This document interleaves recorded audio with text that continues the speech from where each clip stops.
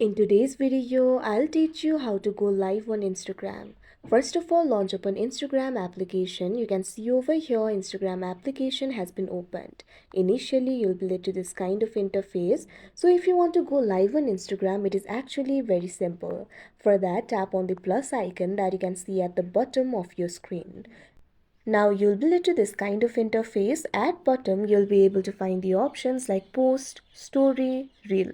If you find the option for live over here, what you have to do is tap on it and you'll be able to go live. If you do not find the option for live, you might lack the requirements in order to go live on Instagram. Instagram has new update that you'll not be able to go live unless you have 1,000 followers. So if you do not meet the criteria of 1,000 followers, you'll not be able to go live. Additionally, you'll also need to have public account in order to go live on Instagram.